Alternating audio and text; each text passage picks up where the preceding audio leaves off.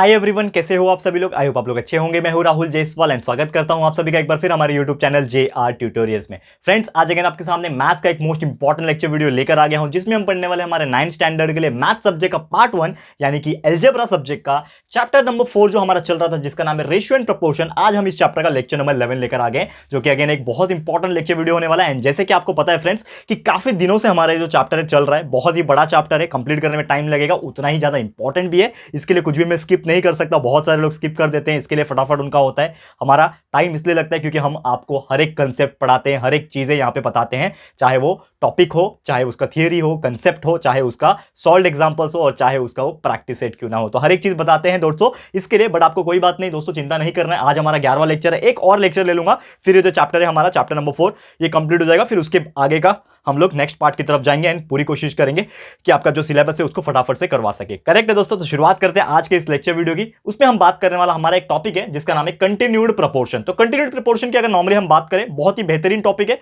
Continued proportion. तो इसमें हम लोग को क्या पढ़ना है, जैसे कि कुछ रेशियोज होते हैं वो कंटिन्यू में होते हैं। एग्जांपल आपको बताऊंगा, लेकिन उसके पहले आपको बता दूं कि ये वीडियो बहुत इंपॉर्टेंट है, वीडियो को स्किप मत करना, वीडियो को एंड तक जरूर से देखना। तो चलिए शुरुआत करते हैं। मैं आपको डायरेक्ट थ्योरेटिकल पॉइंट से एक्सप्लेन करता हूं। लेट्स सपोज कि आपका एक रेशियो दिया हुआ है कि if A/B is equal to B/C। तो यहां पे आप जो रेशियो देख पा रहे हो ये वाला, इसमें आपको एक चीज नोटिस किया होगा कि अगर मेरा A/B हो रहा है तो सेम B यहां पे आ रहा है, दैट इज कंटिन्यू हो रहा है, ठीक है ना। ये जो B है यहां पे कैरी ओवर होके जा रहा है। तो अगर मेरा कोई भी चीज, जैसे कि लेट्स सपोज कोई मेरा नंबर है 3/4 इज इक्वल टू होगा 4/2, लेट्स सपोज, तो मेरा जो नंबर नीचे का होगा वही कंटिन्यू होकर नेक्स्ट के अपर साइड में जाएगा, यानी कि न्यूमैरेटर में जाएगा। तो ऐसे टाइप के रेशियोज को हम लोग क्या बोलते हैं, कंटिन्यूड रेशियो या फिर कंटिन्यूड प्रोपोर्शन बोलते हैं। क्लियर हो गया दोस्तों। तो यहां पे हम लोग उसी की बात करने वाले कि अगर यहां पे जो मैंने आपको बताया अभी कि दैट इज A/B जो है हमारा, अगर वो होता है B/C के बराबर, हम लोग लिखते हैं यहां पे स्टेटमेंट आपके हिसाब से, दैट इज A/B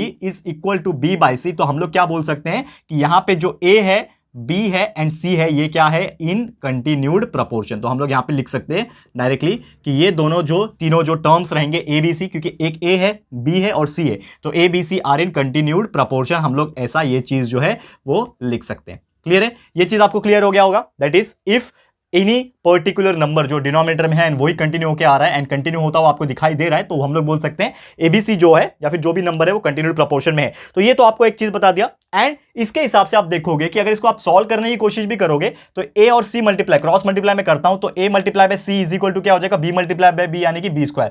तो एक तरीके से फॉर्मूला यहां पे बन जाता है कि AC is equal to B², या फिर इसको सीधा करके भी आप लिख सकते हो B² is equal to AC, ठीक है, दोनों के बीच में मल्टीप्लिकेशन है। तो आप ये फॉर्मूला जो है यूज कर सकते हो और आप यूज करके इसको सॉल्व कर सकते हो। आज आपको 2 से 3 सॉल्व एग्जांपल भी कराने वाला हूं इसी टॉपिक के ऊपर बेस में, जो कि आपको बहुत ज्यादा इंपॉर्टेंट लगेगा और आपको बहुत इजीली समझ में भी आएगा। तो ये तो आपको समझ में आ गया, ठीक है ना। और यहां पे हम लोग बोल सकते हैं कि अगर ऐसा कुछ होता है कि अगर AC जो है मल्टीप्लाई करके B² आता है या फिर B² मल्टीप्लाई करके AC आता है, तो हम लोग एक और चीज बोल सकते हैं कि जो A है, B है और C है, ये क्या है, आर इन ज्योमेट्रिक मीन। ये लोग क्या है, आपस में एक ज्योमेट्रिक मीन में है, ठीक है ना। ये जैसे कि हमने देखा कि ABC are in continued proportion, वैसे अगर ऐसा होता है that is A² AC is equal to B² अगर होता है, तो हम लोग बोल सकते हैं कि ये जो है ये लोग क्या है, अपने ज्योमेट्रिक मीन में है and is also known as the geometric mean. Clear है, ये चीज आपको समझ में आ गया होगा। और इसमें जो A और C जो होगा, ठीक है ना, ABC तो ज्योमेट्रिक मीन में है, ये तो हम लोग को समझ में आ गया। और इसमें जो ABC ज्योमेट्रिक मीन में है, लेकिन जो B है मेरा ये ज्योमेट्रिक मीन है। एग्जैक्टली अगर मैं बात करूं तो ABC ज्योमेट्रिक कंटिन्यूड प्रोपोर्शन में रहेगा और उसमें से B जो होगा वो हमारा क्या होगा, ज्योमेट्रिक मीन में होगा। करेक्ट है। और जो A और C होगा वो क्या होगा दोस्तों, इसको हम लोग बोलते हैं मीन प्रोपोर्शनल। ठीक है, याद रखना आप लोग, इसको थियोरेटिकल पॉइंट बता रहा हूं, आप लोग को थोड़ा सा इसको याद करना पड़ेगा ताकि आप लोग को ये सब चीज आगे यूज हो पाए। ठीक है, तो मैंने क्या बोला कि अगर B² is equal to AC होगा तो इसमें जो B वाला टर्म है उसको हम लोग बोलेंगे ज्योमेट्रिक मीन, और जो A और C रहेगा उसको हम लोग बोलेंगे मीन प्रोपोर्शनल। तो आपको ये फिलहाल के जो थियोरेटिकल पॉइंट्स मैंने बोले हैं ये आपको याद रखना है। अब सीधा सीधा मैं चलता हूं आपको सॉल्व एग्जांपल की तरफ लेके। 3 एग्जांपल आज सॉल्व करना है दोस्तों, जो कि बहुत ज्यादा इंपॉर्टेंट है। तो चलिए शुरुआत करते हैं सबसे पहले एग्जाम्पल की। एग्जाम्पल नंबर 1, ठीक है, आपके पास टेक्स्ट बुक जरूर से होना चाहिए दोस्तों, क्योंकि आपको यहाँ पे जो क्वेश्चन है मैं पूरा लिखाता नहीं हूँ, ठीक है, सिर्फ हेडिंग डालता हूँ यहाँ पे। तो आपके पास टेक्स्ट बुक रहेगा तो आपको ज्यादा बेनिफिट लगेगा और आपको अच्छे से समझ में आएगा। ओके, तो शुरुआत करते हैं। आप देखो पेज नंबर 74 पे आ जाओ, आपके पास टेक्स्ट बुक जरूर से होगा। तो पेज नंबर 74 पे आओगे तो लास्ट में आप देखोगे एकदम एंड पे वो पेज में 74 पेज नंबर पे तो एक एग्जाम्पल नंबर 1 है, वो मैं यहाँ पे लेने आ रहा हूँ। एग्जाम्पल नंबर 1 हेडिंग डाल दो। ठीक है, क्या बोला एग्जाम्पल नंबर 1? सबसे पहले मैं क्वेश्चन आपको रीड करके बता दूं। क्या बोला है कि if x is the geometric mean, यहां पे बोल दिया है कि x जो है मेरा, वो क्या है, मेरा ज्योमेट्रिक मीन है। x is the geometric mean. तो हमें पूछा है दोस्तों कि अगर x मेरा ज्योमेट्रिक मीन है और यहां पे 25 का बोला है कि x जो है ज्योमेट्रिक मीन ऑफ 25, ठीक है, ज्योमेट्रिक मीन ऑफ 25 एंड 4, ठीक है, ज्योमेट्रिक मीन है किसका किसका, 25 एंड 4 का। तो हमें पूछा है find the value of x, ठीक है ना, x का वैल्यू निकालना है, find the value of x, ठीक है ना, x का वैल्यू निकालना है। बहुत सिंपल है, कर लेंगे इसको सॉल्व, बहुत ईजी है। जैसे कि मैंने अभी प्रीवियसली थोड़ी देर में बताया, आपको पहले ही बताया कि अगर कोई भी चीज ज्योमेट्रिक मीन होता है, यानी कि वो क्या होता है, उसका स्क्वायर होता है। तो हम लोग एक फॉर्मूला हम लोग को पता है क्या होता है, B square is equal to A multiply by C. लेकिन यहाँ पे बी और सी हम लोग को नहीं लेना है, हम लोग को सीधा सीधा क्या लेना है, एक्स लेना है ना, क्योंकि यहाँ पे एक्स का निकालने बोला, यानी कि बी के जगह पे इस बार मुझे क्या लेना है, एक्स। तो x square is equal to सीधा सीधा क्या हो जाएगा, x square is equal to जो भी दो नंबर दिया आपके 25 और 4, तो ए के जगह पे 25, क्योंकि ए और सी ऐसा लिख के नहीं दिया, तो हम लोग को समझना पड़ेगा ये ए होगा ये सी होगा, सीधा 25 मल्टीप्लाई बाय 4, करेक्ट है, हो गया। आपको ये B square is equal to A multiply by C लिखने की भी जरूरत नहीं पड़ेगी, डायरेक्ट आप ये स्टेप से चालू करो तो आपको चीज समझ में आ जाएगा। ठीक है, तो ज्योमेट्रिक मीन क्लियरली बोल के रखा है, तो हम लोग सीधा सीधा फॉर्मुला यूज कर सकते हैं, जो कि होता है हमारा B square is equal to A multiply by C. लेकिन हम लोग सीधा लिख सकते हैं X square is equal to 25 multiply by 4। तो x square is equal to 25 4 कितना होता है, 100 होता है। तो हम लोग को निकालना है दोस्तों एक्स का वैल्यू, तो हम लोग एक्स का वैल्यू जो है निकाल सकते हैं, x is equal to under root of 100, जो कि आ जाएगा x is equal to 10। Clear है, तो यही आंसर आपको निकालना था, एक्स का वैल्यू आपको निकालना है, find the value of x. तो आ गया आपका एक्स का वैल्यू 10। कितना सिंपल है दोस्तों, विद इन 1 मिनट, और 1 मिनट भी नहीं, आधा मिनट के अंदर आपका जो आंसर है वो बड़ी आसानी से आप लोग निकाल पाओगे। क्लियर है दोस्तों, अब चलते हैं हमारे सेकंड एग्जांपल की तरफ। और ऐसे टाइप के एग्जांपल पूछते भी है एग्जाम में, 1 मार्क्स के लिए आपको पूछेगा, तो बहुत ही चुटकी बजाते आपका आंसर जो है निकल जाएगा। तो चलते हैं हमारे अगले एग्जांपल की तरफ, यानी कि एग्जांपल नंबर 2 की तरफ। ओके, ठीक है, तो एग्जांपल नंबर 2 क्या दिया है हम देखेंगे, तो आप टेक्स्ट बुक में भी देख सकते हो कि क्या दिया हुआ है। ठीक है ना, क्वेश्चन मैं आपको रीड करके बताता हूं, लेकिन उसके पहले ये जो बोर्ड है इसको हम लोग क्या करते हैं, रफ कर लेते हैं, ताकि हम लोग आपको अगला जो एग्जांपल है उसको भी सॉल्व करा सकते हैं। ओके, तो बोर्ड तो हो गया रफ, हम लिख देता हूं मैं हेडिंग, क्या है हमारा क्वेश्चन नंबर 2, ठीक है, सेकंड एग्जांपल का, एग्जांपल नंबर 2 डाल दिया हेडिंग। ठीक है, अब इसको सॉल्व कर लेते हैं दोस्तों। क्या बोला एग्जांपल नंबर 2 में, सबसे पहले आपको मैं क्वेश्चन रीड करके बता दूं, जो कि बोला है कि इफ 4a स्क्वायर बी, यहां पे क्या बोल दिया है कि एक नंबर है मेरा 4a स्क्वायर बी, एक मेरा नंबर है, और दूसरा बोला है number 8ab square comma P. ये 3 नंबर दिए हुए हैं और बोला है कि ये जो है ना कंटिन्यूड प्रपोर्शन में, जिस तरह हमने देखा था ना a comma b comma C are in the continued proportion, वैसे समझ लो ये 3 नंबर है, ये a होगा, ये b होगा, c होगा, समझ लो। तो 1 नंबर 2 नंबर 3 नंबर, r क्या है, बोला है कंटिन्यूड प्रपोर्शन में है, ये r इन कंटिन्यूड प्रपोर्शन, ये ऐसा हम लोग को बोल के रखा है, आर इन कंटिन्यूड प्रपोर्शन। ठीक है ना, अब क्वेश्चन ये पूछा है find the value of P, तो जो पी दिख रहा है आपको इसके अंदर उसका वैल्यू निकालना है। तो P is equal to question mark, या हमें निकालना है find the value of P. ठीक है, तो सॉल्व कर कैसे करोगे आप लोग, एक चीज आपको पता है कि हमने जस्ट अभी देखा कि अगर कोई भी मेरा जो गिवन नंबर्स दिया होता है, जैसे कि ABC था, अगर वो कंटिन्यूड प्रपोर्शन में होता है, इसका मतलब ये होता है कि अगर वो कंटिन्यूड प्रपोर्शन में है, यानी कि ये अगर A होगा, ये मेरा B होगा, ये मेरा C होगा, तो हम लोग कैसे लिखते हैं, that is A by B is equal to B by C लिखते हैं, करेक्ट है ना, ये आपको याद है दोस्तों। तो A by B is equal to B by C लिखते हैं, इसका मतलब हम लोग कैसे लिखेंगे इसको, मेरे लिए कैसे लिखूंगा मैं, A बाई B, यानी कि A मेरे लिए क्या है 4a square B upon B क्या है मेरे लिए, that is 8ab square, correct है दोस्तों, समझ में आ रहा है, is equal to B by C होना चाहिए, तो B मेरे लिए अगेन यही है, that is 8ab square upon P। समझ में आ गया, इसको आप मिटा दो, लिखने की जरूरत नहीं है, समझ में आ गया। तो ये जो तीनों थे वो कंटिन्यूड प्रपोर्शन में थे, दैट्स व्हाई मैं इसको ऐसा लिख पाया कि A by B is equal to B by C, यानी कि ये अपॉन ये इज इक्वल टू ये कंटिन्यू हो रहा है, इसके लिए ये कंटिन्यू प्रपोर्शन में है, और नीचे P है। अब इसको क्रॉस मल्टीप्लाई कर लेते हैं, हमारा आंसर जो है निकल जाएगा। तो P का वैल्यू निकालना है दोस्तों, therefore P is equal to, P इधर जाएगा, ठीक है ना, तो आपका ये दोनों मल्टीप्लाई हो जाएंगे और ये इसके नीचे आ जाएगा। तो आप करके देख सकते हो 8ab square multiply by 8ab square, ये दोनों आपस में मल्टीप्लाई हो जाएंगे, नीचे ये आ जाएगा, that is 4a square B, 4a square B. अब इसको देख लेते हैं मल्टीप्लाई करके क्या आता है आंसर। तो आप सॉल्व करोगे इसको तो देखोगे यहां पे that is 8ab square and 8ab square दोनों आपस में मल्टीप्लाई हो जाएंगे, दैट इज 64ab स्क्वायर हो जाएंगे, करेक्ट है ना। तो उसके हिसाब से जब आप कैंसिल आउट करोगे तो आपका जो आंसर आएगा वो कैसे आएगा, चेक कर लेते हैं। दैट इज 8 मल्टीप्लाई बाय 8 कितना हो गया, 64 हो गया, ठीक है ना। a मल्टीप्लाई बाय a कितना हो जाएगा दोस्तों, a स्क्वायर हो जाएगा। b square multiply by b square कितना हो जाएगा, b रेज टू 4 हो जाएगा, एंड नीचे आपका हो जाएगा 4a स्क्वायर b, करेक्ट है, ये चीज आपको समझ में आ गया। अब इसको हम लोग कट कर लेते हैं, देखो क्या बचता है, 4 के टेबल में 64 जाएगा, यस 4 1 4 एंड 24 बचा, यानी 4 6 जा, तो 16 4 जा 64 होता है, तो 4 से मैंने 64 को कट कर दिया, 16 बचा। ओके, अब ये ए स्क्वायर और ये स्क्वायर पूरा पूरा कट जाएगा, ये एक बी और ये 4 वाले बी को ये 3 से कट जाएगा, यानी कि हमारा आंसर जो आएगा इधर बचा 16 और ऊपर सिर्फ बच रहा है बी क्यूब, यानी कि 16 B cube is your final answer. तो जो आपका आंसर पूछा था, आपको किसका निकालने बोला था, पी का निकालने बोला था, तो आपने पी का वैल्यू निकाल दिया, जो कि आ रहा है 16 बी क्यूब। क्रॉस चेक कर लो दोस्तों, वही आ रहा है, मतलब हमारा आंसर जो है करेक्ट है। क्लियर है दोस्तों? तो उम्मीद करता हूं कि ये सब चीज आपको समझ में आ गया होगा। बहुत ही सिंपल था, हम लोग को बोल के रखा था कि ये दोनों कंटिन्यू प्रोपोर्शन में है, तो हमारा फॉर्मूला है that is A by B is equal to B by C होना चाहिए, तो मतलब ये अपॉन ये इज इक्वल टू ये अपॉन ये। ठीक है, लिख दिया, पी का वैल्यू निकालना है, पी को एक बाजू रखा, बाद में ये दोनों को क्रॉस मल्टीप्लाई करके इधर डाल दिया, कैलकुलेट कर लो, सॉल्व कर लो, आपका आंसर आ गया P is equal to 16 B cube, जो कि बहुत ही इजी था कैलकुलेट करना। उम्मीद करता हूं कि ये भी आपको बहुत अच्छे से समझ में आ गया होगा। अब चलते हैं हमारे अगले क्वेश्चन, यानी कि आज के इस पर्टिकुलर लेक्चर का आखिरी क्वेश्चन, यानी कि एग्जांपल नंबर 3। तो ये भी थोड़ा सा डिफरेंट एग्जांपल है, आपको करा दूंगा, क्योंकि ये क्वेश्चन आपके एग्जाम्स में ज्यादा पूछने के चांसेस है as compare to these two. तो फटाफट से कर लेते हैं, तो उसके लिए भी हम लोग को बोर्ड को रफ करना पड़ेगा, तो उसके पहले फटाफट से क्वेश्चन जो है आप देख सकते हो अपने बुक में, ठीक है, और हम लोग आपको बताएंगे। तो let's rough this board fast सबसे पहले, एंड उसके बाद आपको मैं एग्जांपल नंबर 3 जो है आज का, उसको भी फटाफट से करा देता हूं। ओके, तो क्या बोला है क्वेश्चन में, हम लोग देखते हैं। ठीक है,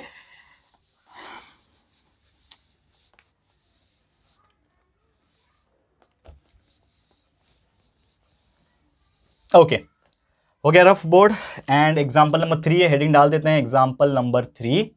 ठीक है, क्या बोला है देखते हैं इसको। क्वेश्चन नंबर 3 जो है, एग्जांपल नंबर 3, आप पेज नंबर 75 पे आप देखोगे तो क्वेश्चन ये पूछा है which number should be subtracted, मतलब कुछ नंबर से, तो हमें पूछा है कि कौन सा ऐसा नंबर है कि अगर मैं सब्ट्रैक्ट करूं, किसके साथ, 3 नंबर दिए हुए हैं ऑलरेडी आपको, 7, 12, 8। ठीक है ना, ये 3 नंबर है ना, करेक्ट है, 18 है, सॉरी, ठीक है ना, 7, 12, 18, ये 3 नंबर आपको दिए हैं, और क्वेश्चन ये पूछा है कि ऐसे कौन से 3 नंबर है कि मैं इसके साथ सब्ट्रैक्ट करूंगा तो हमें जो रिजल्ट मिलेगा, जो रिजल्टेंट नंबर जो आएंगे वो एक कंटिन्यूड प्रोपोर्शन बन सकते हैं। तो ये जो 3 नंबर है उसमें से ऐसा क्या माइनस करूं तो मुझे जो मिलेगा वो हमारा कंटिन्यूड प्रोपोर्शन में मिलेगा। तो उसके लिए आपको क्या करना पड़ेगा, आपको मानना पड़ेगा let x be the number, let x be the number जो हम लोग सब्ट्रैक्ट करने वाले हैं। तो मुझे पता नहीं है ना, क्योंकि बोला है उसमें कि कोई भी नंबर ले लो, सब्ट्रैक्ट कर लो, और जो नंबर आएगा वो हमारा क्या होना चाहिए, कंटिन्यूड प्रोपोर्शन में होना चाहिए। तो ऐसा क्वेश्चन बोला है, तो मैंने मान लिया कि let x be the number जिसको हम लोग सब्ट्रैक्ट करने वाला है, that is subtracted from these number. ठीक है ना, सब्ट्रैक्टेड फ्रॉम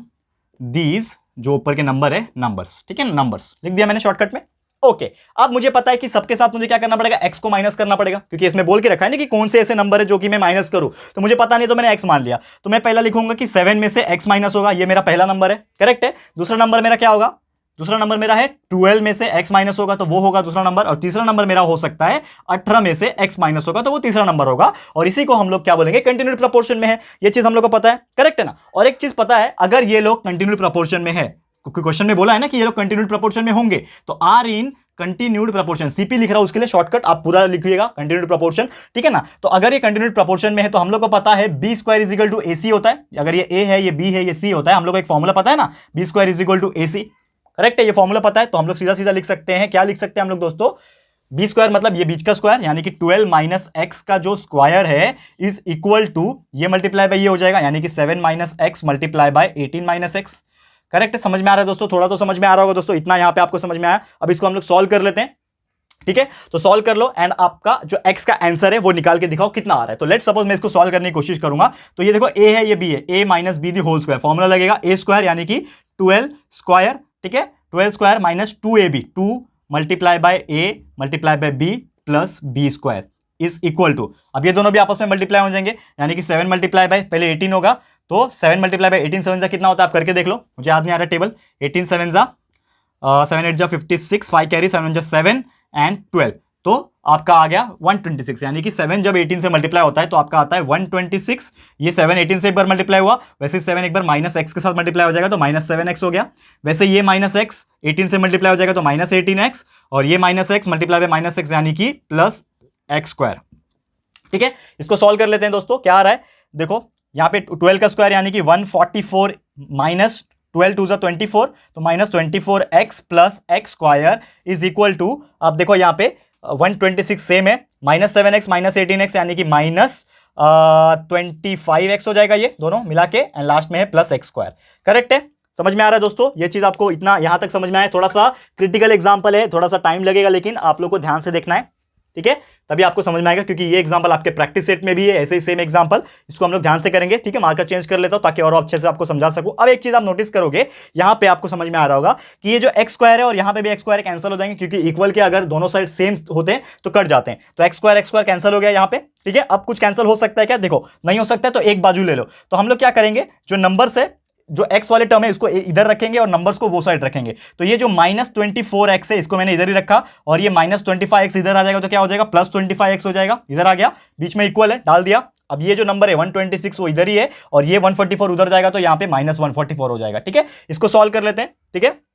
यहां पे आपको सॉल्व करके दिखाऊंगा, कि फिर ऊपर का आपको रफ करके दिखाता हूं। ओके, तो -24x + 25x यानी कि ये हो जाएगा x इज इक्वल टू, ठीक है ना, x जो आपका आ रहा है वो कितना आएगा, 144 में से 26 माइनस गया, 18 बचेगा, लेकिन बड़ा कौन है 144, तो यानी कि माइनस का साइन आएगा, तो हमारा x का जो आंसर आ रहा है वो -18 आ रहा है, करेक्ट है। तो x इज इक्वल टू आया -18, करेक्ट है दोस्तों। ये चीज आपको समझ में आ गया कि जो हमें निकालना था, मतलब ऐसा कौन सा नंबर है जिसको मैं सब्ट्रैक्ट करूंगा ये तीनों नंबर से, तो मुझे जो प्रपोर्शन मिलेगा वो कंटिन्यूड प्रपोर्शन में मिलेगा। तो वो नंबर क्या है दोस्तों, x है, x जो है आपका -18 आ रहा है। तो ये तो आपको समझ में आ गया। अब यहाँ पे खत्म तो नहीं हुआ, यहाँ पे आपका लगभग हाफ से ज्यादा आंसर आ चुका है। अब यहाँ पे मैं क्या करूंगा, सबसे पहले ये ऊपर का रफ कर लेता हूं, ताकि आपको मैं स्पेस यूटिलाइज करके बता सकूं, ठीक है। इतना पोर्शन में रफ कर रहा हूं, ठीक है। आप लोग जरूर से वीडियो पॉज करके ऊपर का नोट डाउन कर लेना अपने नोटबुक में, उसके बाद ही कंटिन्यू करना, ठीक है। अब इसके आगे का मैं ऊपर कंटिन्यू कर रहा हूं दोस्तों। तो x हमारा 18 आ गया, -18 आ गया। अब ये तो पता चल गया, करेक्ट है ना। अब वो तीनों नंबर कौन से होंगे, करेक्ट है, क्योंकि आपने तो 7 - x, 12 - x और 18 - x माना था, तो वो तीनों नंबर कौन से होंगे उसको निकाल लेंगे। तो सबसे पहला नंबर था आपका 7 - x, यानी कि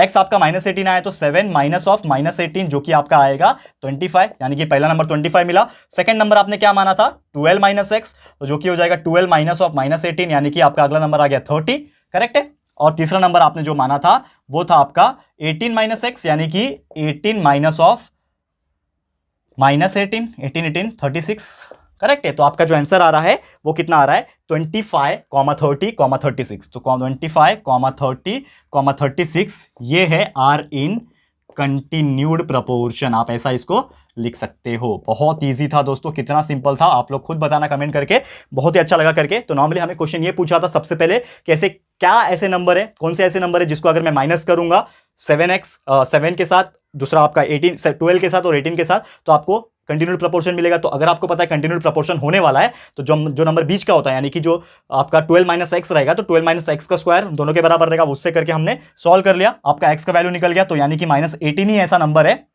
जिसको आपने तीनों से माइनस किया तो आपको कंटिन्यूड प्रपोर्शन में आंसर मिलेगा। और वो जो मिला वो आपको क्या मिला, 25, 30 और 36 मिला, यानी कि ये तीनों ही ऐसे नंबर है जो हमारे कंटिन्यूड प्रपोर्शन में होंगे। क्लियर है दोस्तों? तो उम्मीद करता हूं कि ये पर्टिकुलर क्वेश्चन भी आपको समझ में आ गया होगा। एंड ऐसे ही सेम एग्जांपल भी है आपके प्रैक्टिस सेट में, जो कि कल आपका जो लेक्चर लेकर आऊंगा, यानी कि अगला लेक्चर नंबर 12, और ये पर्टिकुलर चैप्टर का आखिरी लेक्चर लेकर आऊंगा, जिसमें पूरी कोशिश करूंगा हमारा जो बचा हुआ पार्ट है प्रैक्टिस सेट वगैरह खत्म करके ये चैप्टर भी हम लोग खत्म कर देंगे। ठीक है फ्रेंड्स, तो आज के लिए इतना ही। 3 एग्जाम्पल मैंने आपको बोला था, 3 एग्जाम्पल मैंने करा दिया। तो कैसा लगा आपको हमारा आज का लेक्चर वीडियो दोस्तों, प्लीज हमें कमेंट करके बताना है दोस्तों। एंड अगर ये वीडियो आपको अच्छा लगा है, यूजफुल लगा है थोड़ा भी, तो प्लीज वीडियो को लाइक कीजिएगा दोस्तों, शेयर कीजिएगा अपने सारे फ्रेंड्स एंड रिलेटिव्स को, फटाफट से शेयर करो एंड बता दो कि कितना ज्यादा इंपॉर्टेंट आज का लेक्चर वीडियो था दोस्तों। तो फटाफट से शेयर कर देना। एंड दोस्तों अगर आपने अभी तक इस चैनल को सब्सक्राइब नहीं किया है तो फटाफट से इस चैनल को सब्सक्राइब कर देना, साथ में बेल आइकन को प्रेस कर देना, ताकि जब भी हम लोग वीडियो लेकर आएंगे आप लोग को नोटिफिकेशन मिलती रहेगी। ठीक है फ्रेंड्स, तो मिलते हैं हमारे अगले वीडियो में। ये वीडियो देखने के लिए thank you and good bye.